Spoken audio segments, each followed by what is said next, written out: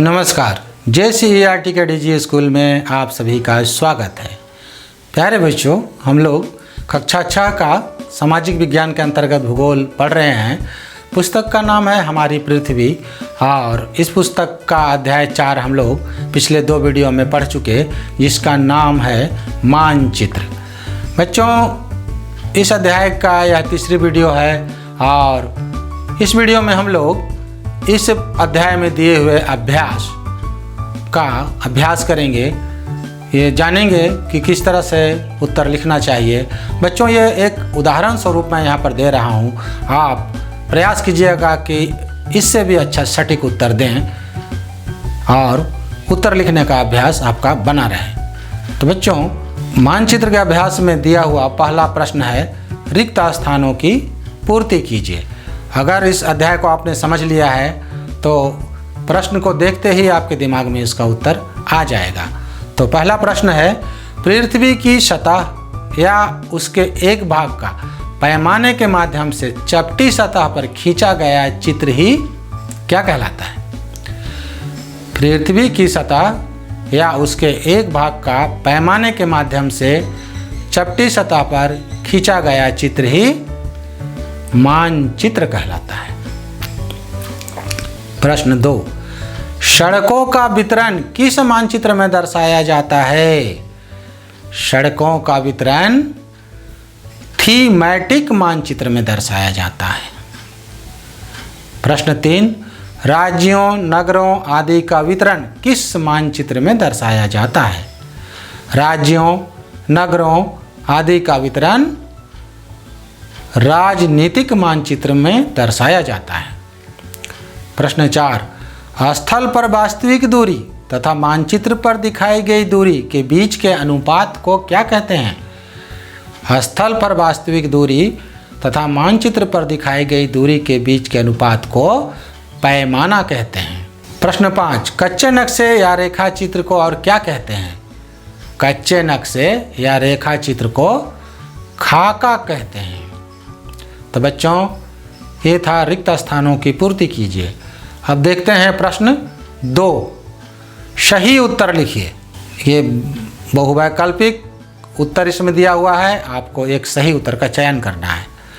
तो पहला है, पठारों को दर्शाने वाले मानचित्र हैं। क, भौतिक मानचित्र, ख, थीमैटिक मानचित्र, ग, राजनीतिक मानचित्र या घ, अर्थशास्त्रीय मानचित्र। तो बच्चों, पठारों को दर्शाने वाला मानचित्र भौतिक मानचित्र है। प्रश्न 2, द्विक सूचक का उपयोग किया जाता है, किसमें किया जाता है? क, प्रतीकों को दिखाने के लिए, ख, मुख्य दिशा का पता लगाने के लिए, ग, दूरी मापने के लिए या घ, गति मापने के लिए। तो बच्चों, द्विक सूचक का उपयोग मुख्य दिशा का पता लगाने के लिए किया जाता है कि उत्तर दिशा किधर है। प्रश्न 3, पैमाना आवश्यक है, इनमें से किसके लिए आवश्यक है? क, मानचित्र के लिए, ख, रेखा चित्र के लिए, ग, प्रतीकों के लिए या घ, द्विक सूचक के लिए। तो बच्चों, पैमाना मानचित्र के लिए आवश्यक है। प्रश्न 4, मानचित्र पर नीला रंग से दर्शाया जाता है, किसको? क, महासागर को, ख, पठार को, ग, कृषि क्षेत्र को या घ, पहाड़ को। बच्चों, आप लोग जानते हैं कि नीला रंग से जल को, पानी को दर्शाया जाता है। तो यहाँ पर मानचित्र पर नीला रंग से महासागर को दर्शाया जाता है। यह सही उत्तर होगा। तो बच्चों, यह था सही उत्तर, लिखिए। अब देखते हैं प्रश्न 3, निम्नलिखित प्रश्नों के उत्तर एक वाक्य में दीजिए। मानचित्र में पैमाने से आप क्या समझते हैं? मतलब मानचित्र में पैमाना क्या होता है?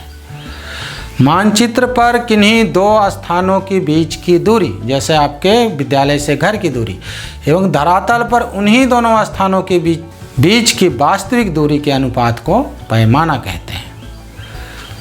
प्रश्न 2, मानचित्र के 4 तत्व कौन कौन से हैं? पहला पैमाना, दूसरा प्रतीक चिन्ह, तीसरा दिशा तथा चौथा रंग। ये चारों मानचित्र के तत्व हैं। प्रधान द्विबिंदु कौन कौन से हैं? पूर्व, पश्चिम, उत्तर और दक्षिण, ये 4 प्रधान द्विबिंदु हैं। प्रश्न 4 लघु उत्तरीय प्रश्न है, इसका उत्तर अधिकतम 25 शब्द में देना है। तो प्रश्न 1 है, ग्लोब की अपेक्षा मानचित्र अधिक सहायक क्यों होते हैं?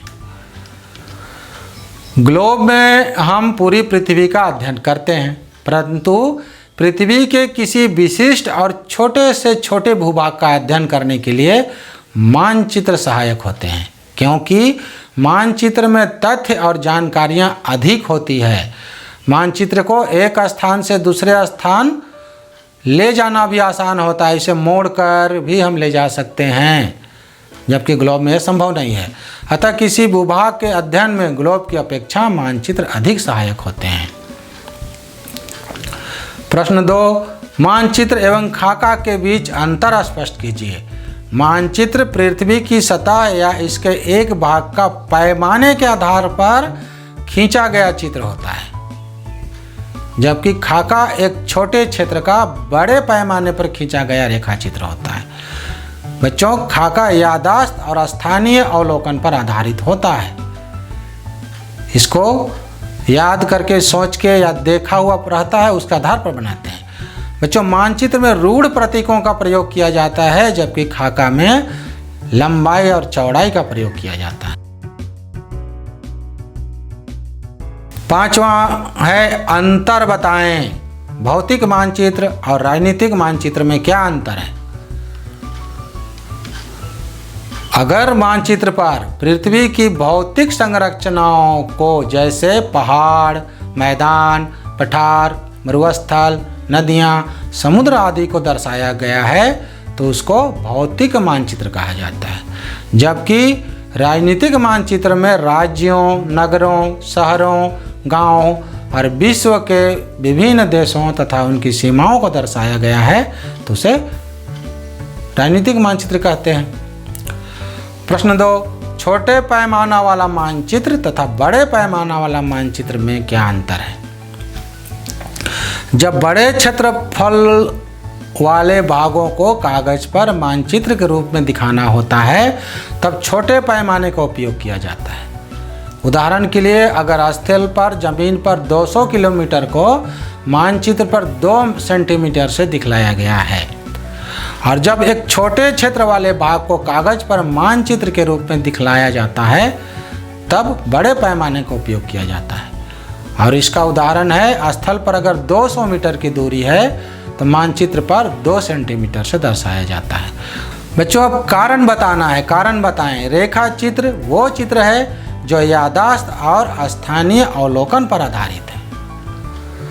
बच्चों, अगर हम किसी स्थान पर पहुंचना चाहते हैं और उस स्थान पर पहुंचने का रास्ता हमें पता नहीं होता है, तब उस स्थान को जानने वाला व्यक्ति जो पहले से उस स्थान के बारे में जानता है, वह अपने याददाश्त और अवलोकन के आधार पर, वो देख चुका है, अवलोकन कर चुका है, पहले घूम चुका है वहाँ, उसके आधार पर एक कागज़ पर वहाँ पहुँचने के रास्ते का चित्र बनाकर हमको देता है, और इस कागज़ को देखते हुए हमारा वहाँ पहुँचना आसान हो जाता है। तो ऐसी रेखा चित्र वही व्यक्ति अपने याददाश्त और स्थानीय अवलोकन के आधार पर बना सकता है, जिसे उस स्थान को पूर्व से जानकारी है। इसलिए रेखा चित्र बनाने का आधार याददाश्त और स्थानीय अवलोकन ही है। कारण बताएं में दूसरा है, खाका एक छोटे क्षेत्र का बड़े पैमाने पर खींचा गया रेखा चित्र है। बच्चों, खाका में छोटे छोटे जगहों जैसे घर और छोटे छोटे इमारतों का रेखा चित्र खींचे जा सकते हैं, जिसे हम घर का नक्शा भी कहते हैं। हम लोग अपना घर बनाने के लिए आजकल आर्किटेक्ट से नक्शा बनवाते हैं, तो नक्शा भी खाका कहलाएगा। तो ऐसे खाका को बड़े पैमाने पर खींचने से ही हमें उसकी विस्तृत जानकारी मिल सकती है। विस्तृत जानकारी प्राप्त करने के लिए ही सीमित या छोटे क्षेत्र का खाका बनाया जाता है और छोटा क्षेत्र होने के कारण बड़े पैमाने पर खींचा जाता है। चलिए बच्चों, अब आ गया है 7 नंबर दीर्घ उत्तरीय प्रश्न। इसका उत्तर कुछ ज़्यादा ही लंबा लिखना पड़ेगा। तो विभिन्न प्रकार के मानचित्रों का वर्गीकरण करके वर्णन कीजिए। अभी बताए हम लोग कि 3 प्रकार का मानचित्र होता है, भौतिक मानचित्र, राजनीतिक मानचित्र, थीमेटिक मानचित्र, है ना। और आप रेखा चित्र को भी ले सकते हैं, इसमें खाका को भी ले सकते हैं। तो इन सभी मानचित्रों का वर्णन आपको अपनी भाषा में करना है। दूसरा है मानचित्र भाषा से आप क्या समझते हैं, वर्णन करें। तो इस अध्याय में हम लोग मानचित्र भाषा को भी समझे हैं। तो बच्चों, ये प्रश्न का उत्तर हम यहाँ नहीं दे रहे हैं, ये आपको खुद लिखने का अभ्यास करना है, क्योंकि प्रश्नों का उत्तर लिखने का अभ्यास आपको भी होना चाहिए ताकि आने वाले समय में आप किसी भी प्रश्न का उत्तर आसानी से दे सकें। तो आशा है इसका उत्तर आप ज़रूर लिखिएगा और अपने विषय शिक्षक को दिखलाइएगा। तो बच्चों, ये दीर्घ उत्तरीय प्रश्न था जिसको आपको करना है। अब हम आपके पुस्तक में दिए गए परियोजना कार्य के बारे में बता दें कि कौन कौन सा प्रोजेक्ट वर्क है जिसको आप कर लेंगे तो इस अध्याय का समझ आपको और बेहतर हो जाएगा। तो पहला है, अपने स्कूल का एक रेखा चित्र खींचिए जिसमें प्रधानाध्यापक कक्ष, अपना वर्ग, पुस्तकालय एवं खेल के मैदान को दर्शाइए। आपके स्कूल के अहाते में क्या है, मैदान है, भवन होगा और हैंडपंप हो सकता है, होगा रसोई घर होगा और प्रधानाध्यापक का कक्ष तो होना ही है, वर्ग कक्ष होना ही है ना, पुस्तकालय का है, खेल का मैदान है। तो ये सारे को बनाइएगा, लेकिन जो यहाँ पर दिया गया है सिर्फ उसका वहाँ पर आप दिखला दीजिएगा कि कहाँ पर क्या स्थित है। दूसरा परियोजना कार्य है, आप अपने वर्ग कक्ष में जिस स्थान पर बैठते हैं उस वर्ग कक्ष को प्रतीक चिन्हों के द्वारा दर्शाएं। कोई एक प्रतीक चिन्ह बना लीजिएगा और आप दर्शाइएगा कि आप इस स्थान पर बैठते हैं। तो बच्चों, ये था परियोजना कार्य। तो बच्चों, बहुत ध्यान से इस अध्याय को पढ़िएगा। ये मानचित्र हमारे जीवन से जुड़ा हुआ है, ये हमारे जीवन में बहुत काम आएगा, इसलिए वीडियो को भी ध्यान से देखिएगा, समझने का प्रयास कीजिएगा, लिखने का अभ्यास जारी रखिएगा, खेलिएगा और खुश रहिएगा। धन्यवाद बच्चों।